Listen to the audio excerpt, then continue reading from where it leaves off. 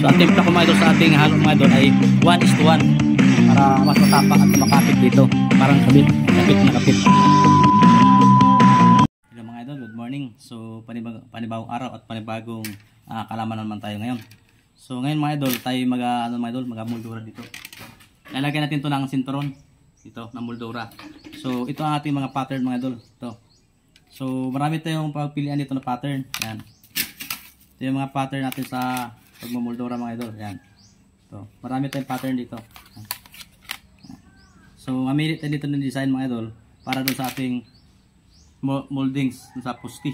So ngayon mga idol, ating i-layout yung ating nilagyan ng sinturon na moldings gamit ang ating level bar. Meron na siya yung guhit mga idol. To.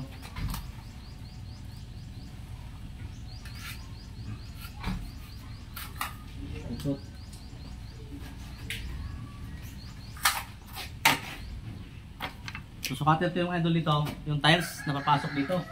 Kung ilang tiles papasok dito sa gitna ng ating may moldings.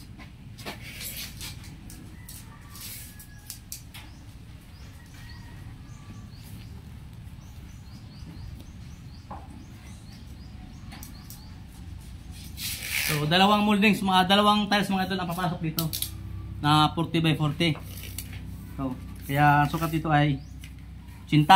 So 80 mga idol ating dalawang sukat dito galing sa moldings dito sa baba at sa taas para papasok sa gitna dito yung tiles na dalawang 40 by 40. So ngayon mga idol, lalagyan natin siya ng guide gamit ang ating plywood na wall strip.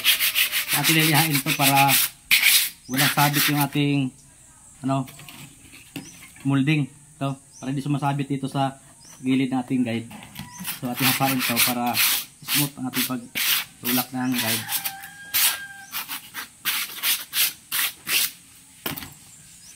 So ito na mga idol, nalihan natin. So ating ipapako.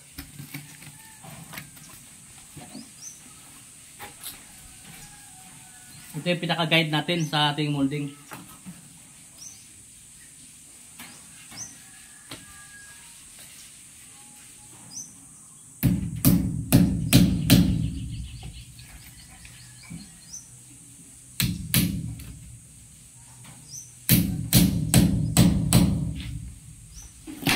Dito mga idol yung ating molding nakapatong dito sa guide dito. Yan, paghalap nila yan.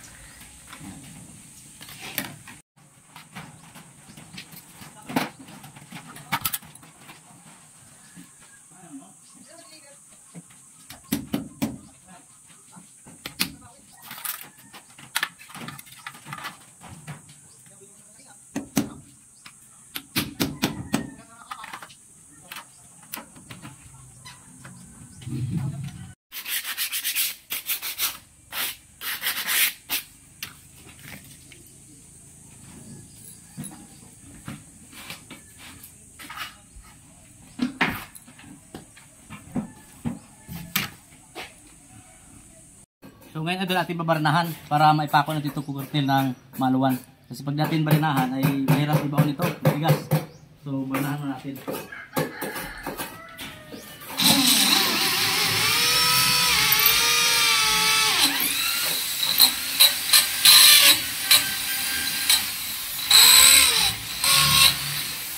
Natin ipako yung kurtil sa ating pinagbukasan.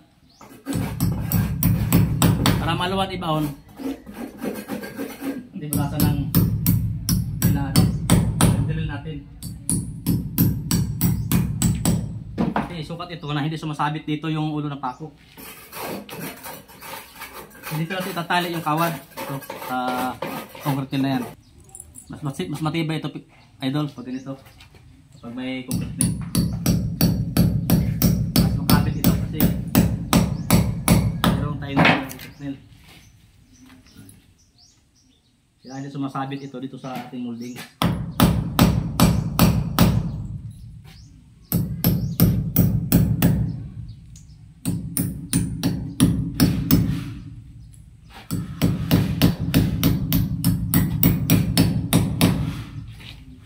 So ngayon mga idol, tapos na natin nilagyan ng concrete nail at nilagyan naman ngayon ng kawad.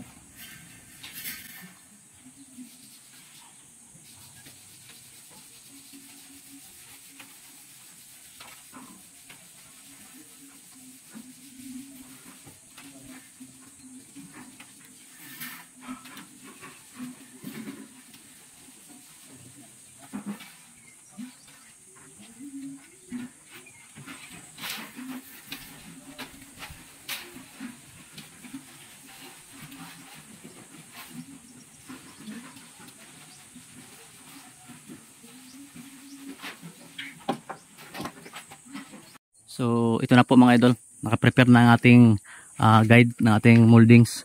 So pwede natin pitikan yan ngayon. So bago ang lahat mga idol, merienda muna tayo ng saging. Yan. Yan. Batag mga idol, batag. Yan. So ang timpla ko mga idol sa ating halo mga idol ay 1:1 para mas matapang at tumakapit dito. Parang kapit na kapit. Yan. Yan mga idol. So mga idol, ating pitikan ng mga idol ng ating moldura. So ganito mga idol, panoorin niyo mga idol ang timpla ng simento mga idol.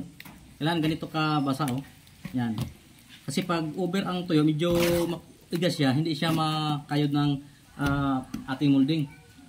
Nagagalulon siya pag medyo iga yung ating halo. Kailangan ano siya, yan. Medyo basa siya para madali siyang ihagot sa ating molding. So tara mga idol.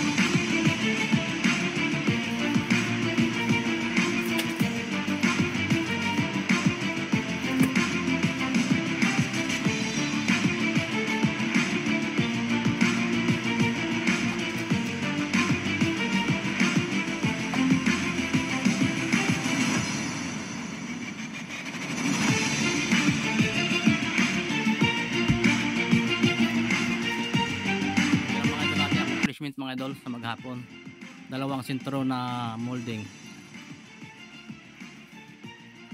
mga idol, yung pugian mga idol.